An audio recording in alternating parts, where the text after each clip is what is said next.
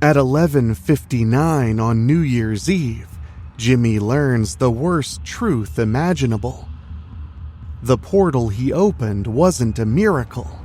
It was a trap. One wrong trip, one impossible moment, and now the airwaves belong to something inhuman. What's that? You want to be scared? Come with me.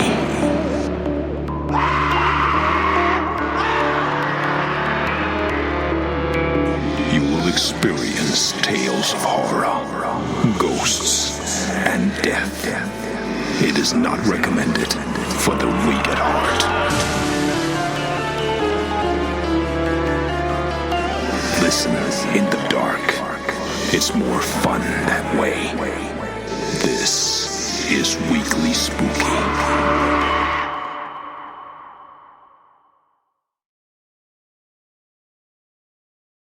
Hello, my spookies. It's Wednesday and New Year's Eve, and it's time for a little spooky in your weekly, and one more bit of fear to end the year. I'm your host and narrator, Enrique Couto, and 2025 has been a banner year for the podcast. I just want to say thank you all so much. We've had more listeners, more programs, more everything this year, and it's really made a huge difference in my life. I'm just really grateful. So, at the end of the show, instead of the traditional outro we usually do, I'm going to go with something a little more thankful and festive. So make sure you stick around for that. And of course, if you love what we do and want to support us, weeklyspooky.com/join is the place to go. But now, it's time to get ready for a very special, terrifying New Year's tale cooked up from the twisted mind of Dan Wilder. So scoot closer to the fire. Tonight's story starts the way a lot of bad ideas do. Two idiots, one summer afternoon, and music turned up way too loud. But what if the noise didn't just annoy the neighbors? What if it tore the air open, like a seam splitting just wide enough to reach inside and grab something from another time? And what if, years later, you used that same trick to reach the one thing you miss most, only to step through and realize you didn't go back to fix your life. You went back to break the world. Because when the clock crawls towards midnight on New Year's Eve, some doors should stay shut. Because once they're opened, they never, ever close.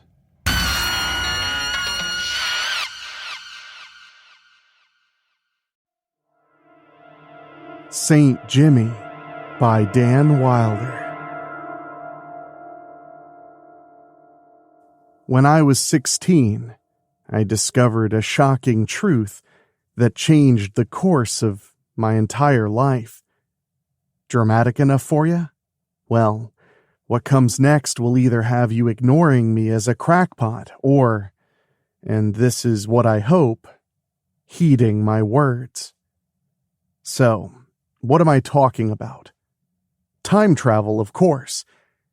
It went a little something like this. It was summer, and my cousin Phillip and I were sitting poolside, listening to tunes and having a chill time until someone didn't like whatever hair metal masterpiece we were playing and decided to counterattack with their own radio a few houses away. I looked up, and at that moment, as the sonic waves collided, I saw it. A shimmer, a slight disturbance. As if in a trance, I walked over to the phenomena. Upon further examination, it looked like a hazy tear in the afternoon air. And being both young and naive, I did what anyone would have realized was a monumentally shitty idea. I shoved my hand in there. I could feel something in my grasp, something soft, something artificial. I pulled out an inflatable beach ball adorned with a large Ghostbusters logo before the portal snapped shut as my cousin, who had now seen me standing a distance away, clicked off the radio. "Hey, numbnuts, what are you doing over there?" I couldn't really say. It made no sense, and the words failed me, so I just held up the ball and showed my cousin with a look of bewilderment on my face. As he sauntered over to me, he offered his usual wisdom. "Are you just gonna play with your balls all day, or are we going back poolside?" I held the ball forth like a talisman. That's when my cousin snatched the orb, and he went from grinning to shock. That ball, it can't be." His confusion did little to bring me out of my stupor. "Let me see that." He grabbed the ball and examined it, like a jeweler inspecting a rare stone. I gave this ball to my friend Jeff. Remember Jeff?" Yeah, I managed. "I gave this to him the summer of '85, before he moved away, right where we're standing. Before he died." "You're sure this is the same ball?" Phillip rotated it, and sure enough, there it was. "Jeff, we'll be friends forever, even if your dumbass has to move," inscribed in silver Sharpie on the black vinyl. That was 4 years ago, but look. Phillip ran his fingers over the metallic ink, causing it to smear. The writing is still fresh. I explained where the ball had come from, with a deep sigh, ready for Phillip to let me have it for being both a liar and some sort of smartass. "Show me," he said. "Oh, okay," I said, before realizing I had zero fucking clue how to go about that. In Phillip's defense, he immediately believed me, and for the next decade he was patient after I tried every experiment to recreate the incident. The first thing I discovered was both the importance of the music's tone and the exact distance between the conflicting tones that would result in a time rip. Honestly, it wasn't complicated, didn't require any math or some fancy Victorian fuck chair or fancy car.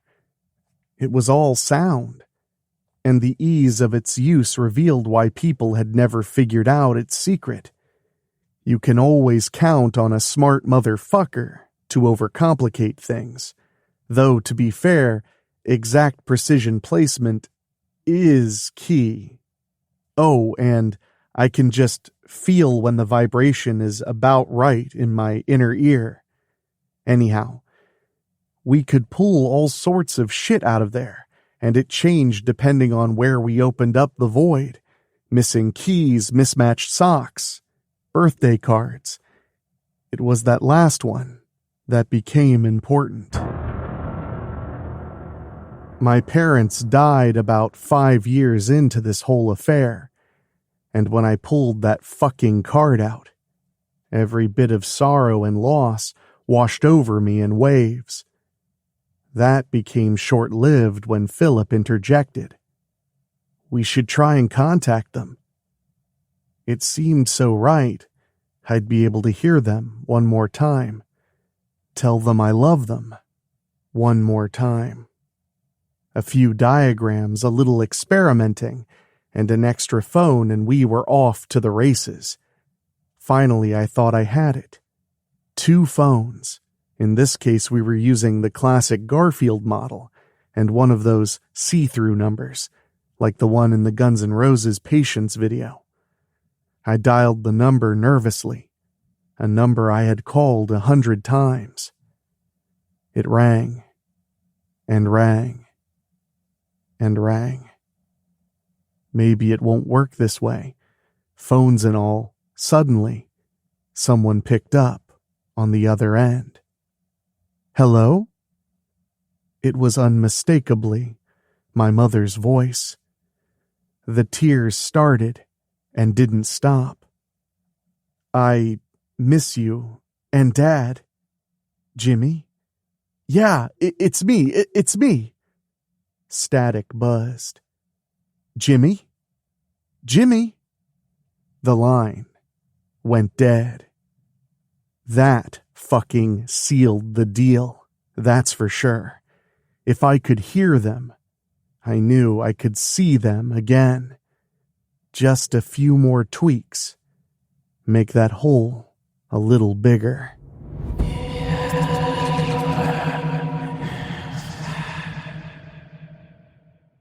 We had set up shop at the school across from where my parents had lived, a house that had been boarded up for years, as I just couldn't bear to sell it, but I sure as shit couldn't live there. Due to it being Christmas break, it was a real ghost town, and as soon as we picked the lock on the cafeteria service door and slipped inside, we set up our amplifiers and boom boxes and got down to fucking brass tacks. Phillip had managed to score a camcorder and shit from the electronics store he worked at, and as he calibrated it, or jammed a tape inside it or some such shit, I got to work on how to make that hole bigger. As before, the exact tones were what were key, and soon with guitars screaming and drums pounding, I got those signals to match, and boom, a bigger hole. I swallowed hard. Wish me luck. I grabbed the camcorder and walked towards the sparkling gash in the universe. Good luck, dumbass. I stepped in, and my head exploded with light and sound. When my senses returned, I realized where I was, exactly where I had stepped in. But no amps, no Phillip, just an angry glowing hole and a calendar on the wall that read 1989 instead of 1999, as it should. The school was equally abandoned, and I soon exited and entered the parking lot. Snow was beginning to fall in large flakes as I trudged across the street to my parents' house under a full moon. No lights on. Dad's truck not in the driveway. Great. I picked the rare night they actually went somewhere. I made my way up the driveway and unlocked the front door with the key I still kept on my keychain. I entered the house, and even in the dark I could tell that it looked exactly as it had a decade ago. It even smelled the same, like warm coffee and smokes, which you wouldn't think would be nostalgic, but it totally was. Lights flashed outside as a car drove up the driveway. Definitely not Dad. He was a back into the driveway parking zealot. It then hit me. What would a 10 years older version of myself be doing in my parents' house? That may be hard to explain. Maybe I don't look that different. Maybe I can just pretend to be me.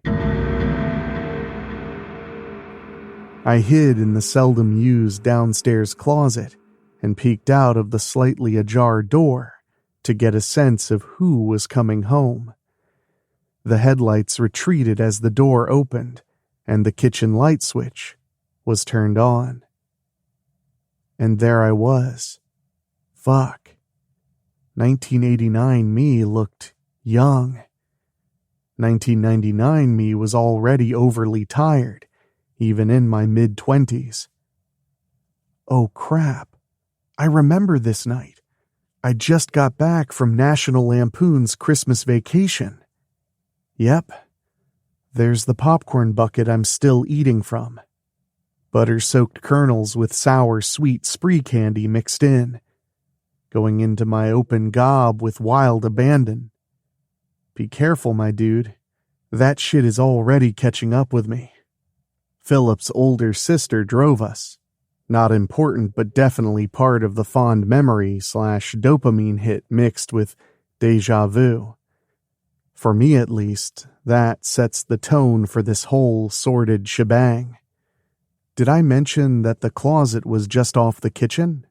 Well, it was, and I gasped as I opened the fridge just inches away from where I was hiding, and poured myself a large glass of unsweetened iced tea, then sauntered off to play some Nintendo and masturbate. A classic late 80s Jimmy night. I remained in the closet, dizzy from the re-experience, waves of nausea swaying to and fro. Okay, maybe I should have thought out a little more what I would do when I got here, but it's too late to deal with that now, which seems ironic given what we're dealing with here. I needed to get back to the school and think things over. Should be easy peasy given that I'm currently distracted upstairs. I exited the closet with ninja-level stealth, which means I only knocked a minimum amount of shit everywhere as I awkwardly stumbled out, only to see the familiar red lights of my dad backing up the driveway. This was supposed to be sweet and emotional.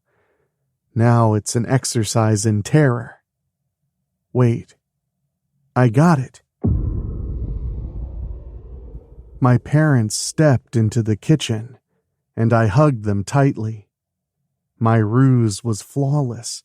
Upstairs me couldn't care less that his parents were home, so he was set, and I had pulled the hood of my sweatshirt over my head, so as to disguise the fact I had a completely different haircut and had put on a solid 15 pounds since they left earlier. My dad, whom I'd never hugged a day in my life, seemed shocked, but my mother seemed to enjoy the sudden, affectionate outburst. Only the phone ringing brought the picture-perfect moment to an end. And of course, it was my dumb ass on the other end, calling from the future.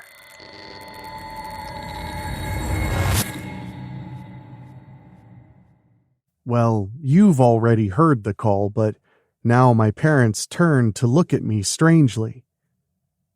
"Who was that?" I asked sheepishly.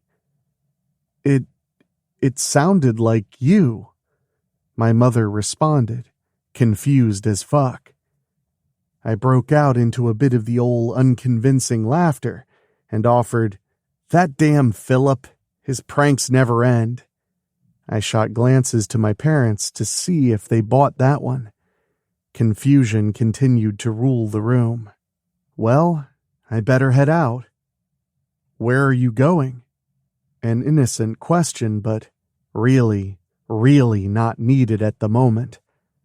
Before I could answer my mother, I heard the floorboards creak above the kitchen, right where my room was located. What the hell was I going to do now?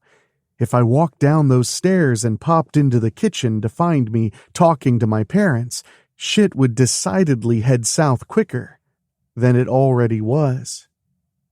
And as if on cue, down I came. To say I panicked would be an understatement. My dad turned and saw me entering the kitchen, where I was currently standing. Brains were starting to break. Mostly mine. So I did the only thing I could. I ran up to myself and planted a huge kiss on my own lips. Look, we all react to stress differently. Also, this was an incredibly sucky decision. Our lips collided and time and space unraveled around me. Both of me, technically. And as each bizarre iteration of reality danced past my eyes, I mercifully lost consciousness as a large animal roar sounded far in the distance. I woke up at the school. Phillip was frantically trying to drag me out of there. Everything was hazy until we arrived at Philip's apartment. Anyway, a cup of coffee in hand, we began to fill each other in as best we could. How long was I gone? A week. A whole fucking week. I kept going back to check for you, but there was no sign until today. What day is it? New Year's Eve. Not that that's important. Tell me what went on. Did you see them? Your parents? I sure did. Details.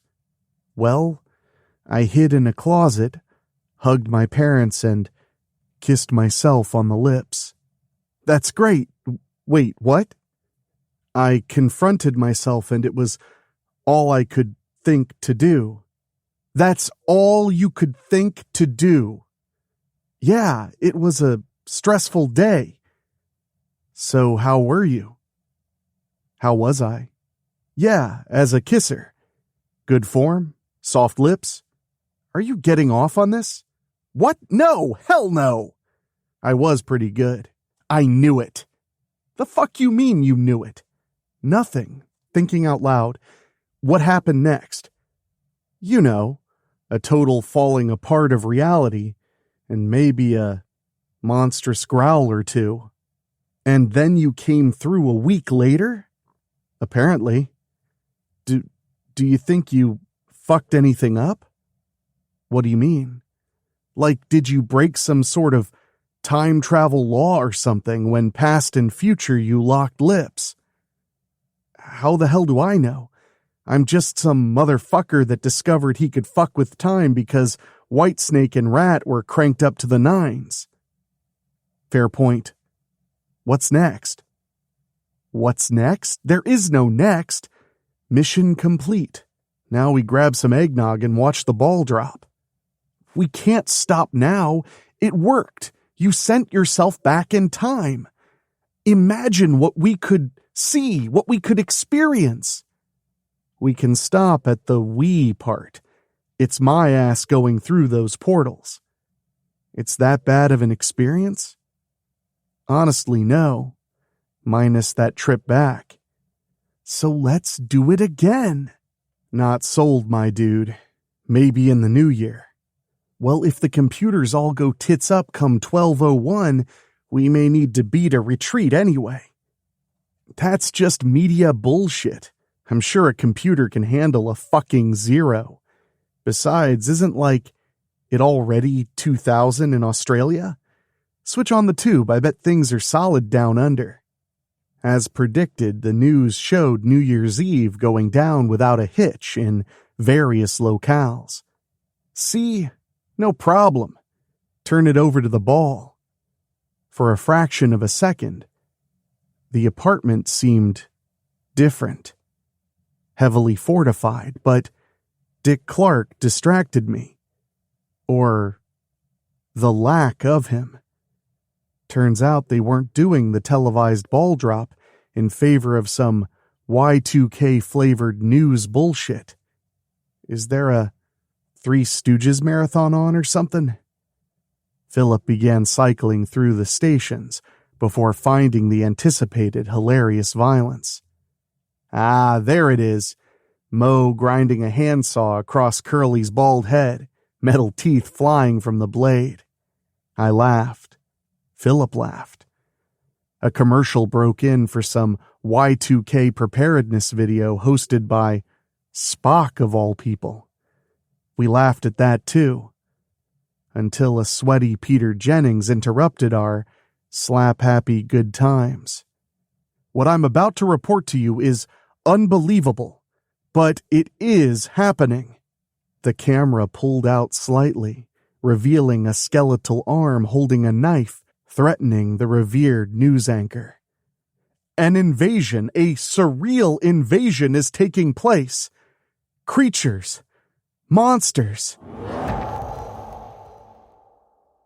The feed went to static before revealing a reptilian face, cobalt blue and toothy, filling the frame. The figure leaned back, revealing a T-Rex clad in a leather getup with a World War II Nazi helmet balancing on its nightmare noggin. Before the dinosaur even uttered a word, I realized just how much I fucked up. The T-Rex shifted on his throne, constructed of mangled cars and bones, and cleared its throat, which was a fever dream in and of itself. Phillip looked at me sternly. All I could do was shrug. People of timeline 1880872, hear me. I, Caligula Khan, the hero of the Battle of Zerth 6, god of the Compsognathus Order of Exiliastic Sharpshooters, principal of Ms. Mary's Home for Wayward Girls, and all-around draconian leader, have arrived here to expand my dominion. We sat, open-mouthed. You will bow before my leather daddy bone boys and turn yourselves in to your local reassignment center following this very broadcast. There you will receive further instructions. A fast-moving list of addresses scrolled before returning to Caligula Khan. Also, unauthorized music played at loud volume is hereby verboten. Shit. I think he's on to us. Now, credit where credit is due. None of this would be possible without the help of my chrono-lost Romeo buddy, Saint Jimmy. Behind Khan, a giant banner unfurled, revealing a portrait of myself adorned in saintly attire. My lips were full and deep crimson, and I was preparing to suck my own dick. Brilliant. Philip's glare intensified. What? Well, I hope you enjoyed that smooch because your foreplay is going to end in all of us getting fucked. Oh yeah, I totally planned this. Knock it off. But you did it. It was kind of virgin territory. There isn't an instruction manual for something that shouldn't exist outside of a rerun of Dr. Fucking Who. How are you going to fix it? Now that I've unleashed Godzilla Hitler on the world, it's you and not we, huh? That's right. Philip. Philly cheesesteak. Come on, I'm probably going to need some assistance if I'm going to save our reality and all. Well, count me out. This is all way too much. I need to clear my head. And with that, Philip exited stage left and straight into the gentle embrace of Khan's leather fetish skeletons. This was rapidly getting out of hand. I sat in Philip's apartment and thought things through, which was a clear mistake given the absolute lunatic asylum nature of the biz at hand. The image of that banner kept coming back to haunt my thoughts. Then it occurred to me. Step one should be to lean into that shit. A thought pounded its way into my mind with that old déjà vu. I grabbed a bag of powdered sugar that Freaky Phil liked to use in his morning coffee, mostly because I just couldn't help myself. Like Philip, I brazenly strolled from the apartment to the street below. But as with a lot of things, results may vary. I hit the streets, but any skeletal forces I encountered went down on one knee and made an exaggerated blowjob motion. But it was more Station of the Cross rather than mocking wise-assery. Plan. I need a plan, I repeated in a hushed, sing-song tone. Skeletons, people screaming, whispered curses wished upon me. None of this was helping. Obviously, more time travel was going to be the answer, but blasting hair metal would attract the ire of those bonehead bastards lickety-frickin' split. So I walked, and I thought, until a gloved skeletal hand fell on my shoulder from behind. The being spoke, but a giant ball gag prevented any words from being remotely intelligible. "Sorry, pal. No comprende." It mumbled a few more times. I pointed towards the gag, which the skeleton removed with a wet pop that defied logic given the creature's lack of saliva. "Jimmy?" "Who's asking?" "Technically me. Skeleton 5678. What's your name?" "Basically, I mean, as far as this occupation is concerned." It's so informal. I agree. Do you have like a first and last name, or is it just Mr. 5678 Oliver? What? My name is Oliver. Do you have a last name? Closeoff. Oliver Closeoff? You've got to be fucking with me. No, that is forbidden. Only St. Jimmy may fornicate with St. Jimmy. The regret over this conversation was beginning to surge like a mighty river. Rolling my eyes, I hesitantly asked, "Okay, Oliver, what can I do for you?" "The Great Khan requests an audience with you." "Of course he does. But isn't he in Manhattan? That's like 3 hours from here, and I don't have any wheels, my man."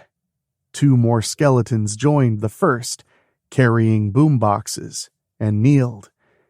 They played an unholy amalgamation of Celine Dion and Mariah Carey, which opened a vivid lavender hole that Oliver shoved me into without warning.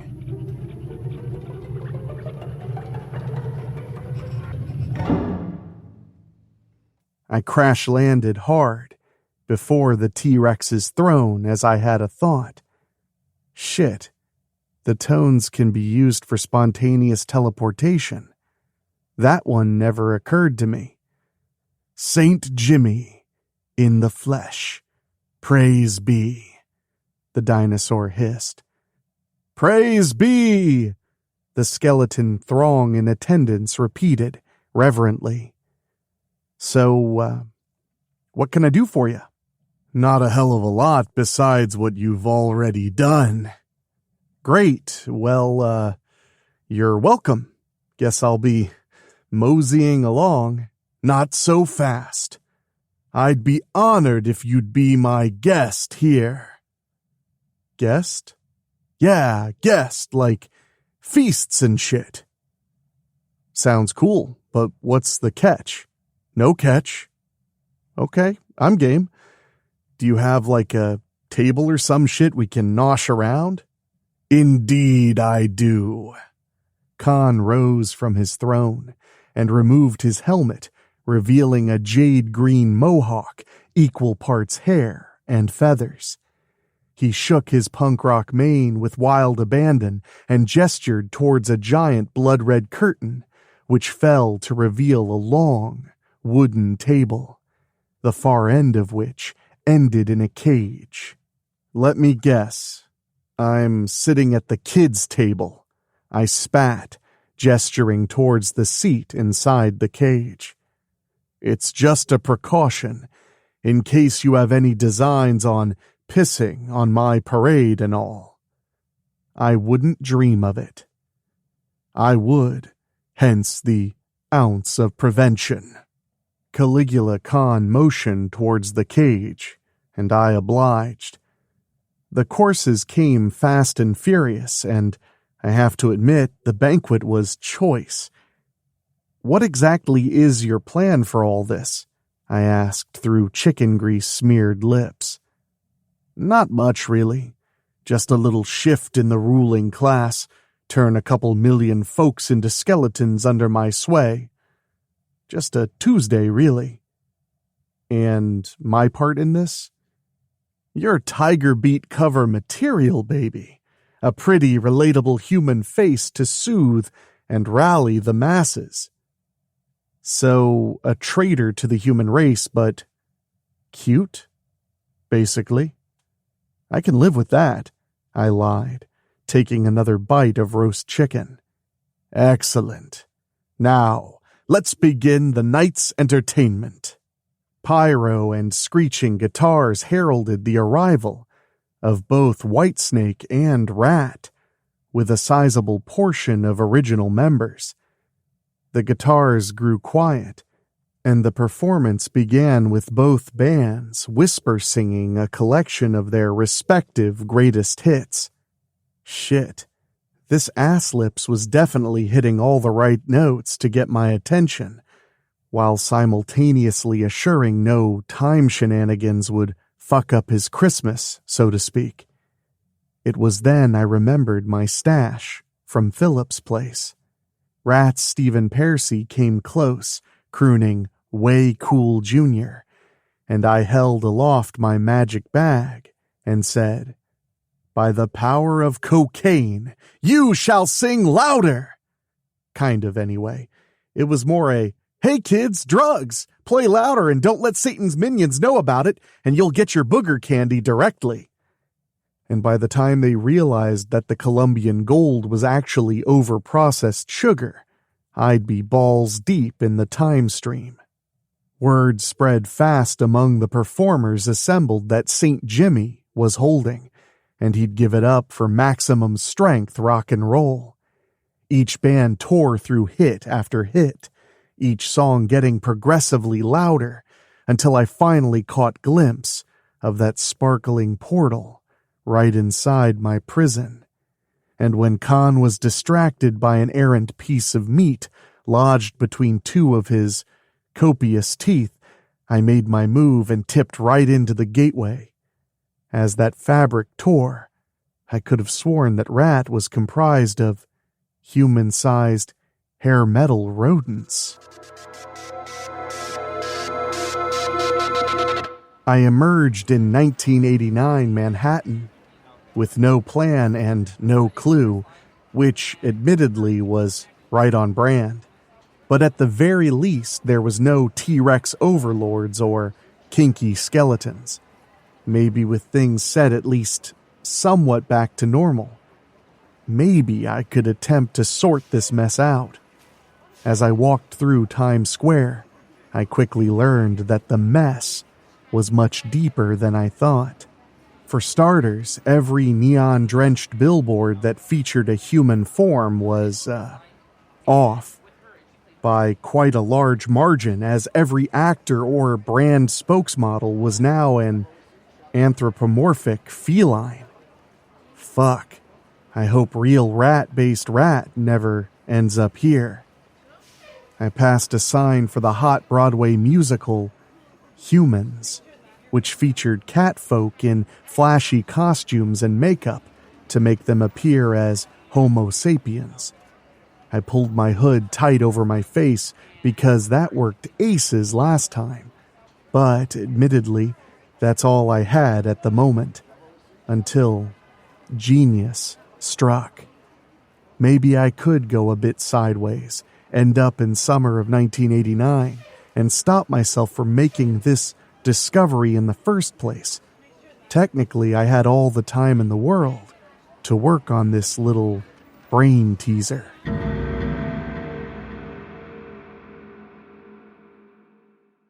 Long story longer, I hid out in Cathattan and worked on finding tones that could send me where I needed to go.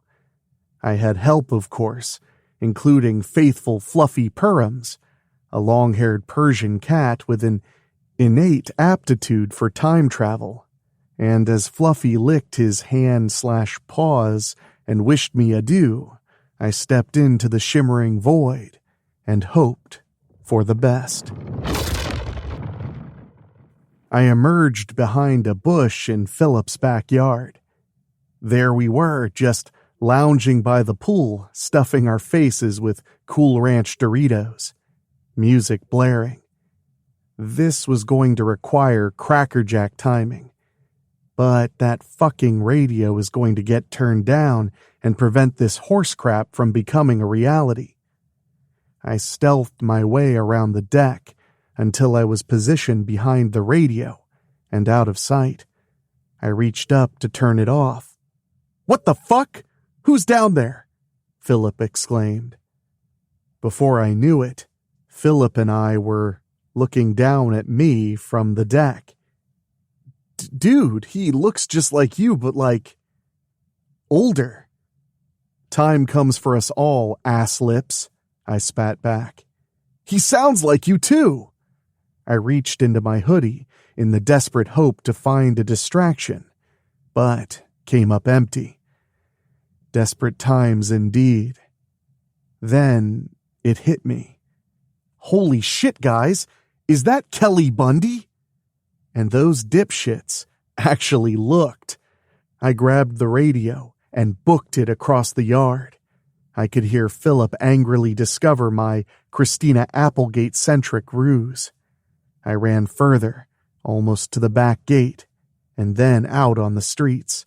I ducked into a neighbor's shed and caught my breath. The deep laughter came soon, pure relief over a situation well and truly avoided. I must have sat in there for a half hour, wallowing in my success.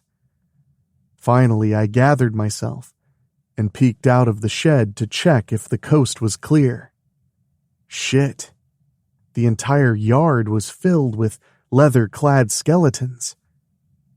I shut the door quietly. What the hell? I took the damn radio, I thought. The air in the shed filled with the heady aroma of catnip and burning ozone. A portal opened, and Fluffy emerged in full military regalia, and he was flocked by other hard-ass cats, as well as at least 5 different versions of myself. I messed up, huh? In a way, but there's no time to explain. We need to go. And off I went to try and firefight countless variables across time with an army of cat people and me.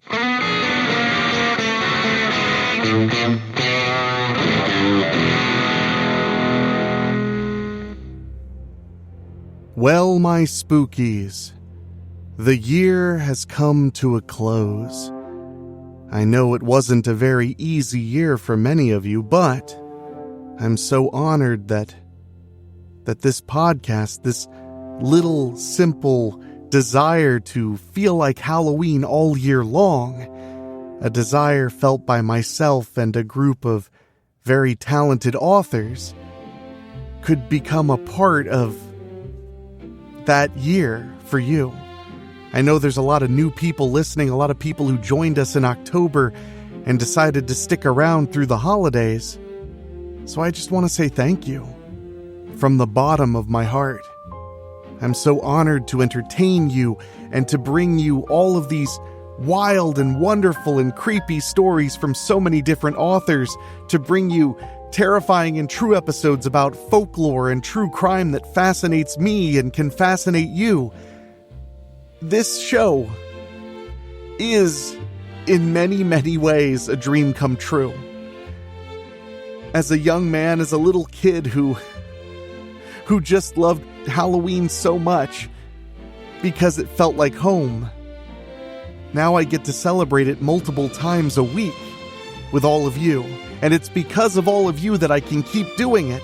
And I can keep bringing you new types of content, new little shows like This Week in Horror History, cutting deep into horror, and so on and so forth. It's an incredible, incredible thing to behold. I'm moved deeply by it. So thank you all so much for joining us, for listening, for sharing a little bit of your spooky side with us. That's all I have to say. No sales pitch, no rundown of anywhere you need to go or things you need to do for me. You've already done more than enough. So now I'm going to take a much-needed break because I published damn near every day since October, and I'll be back soon to be the voice of your spooky fun. Thank you, and Happy New Year.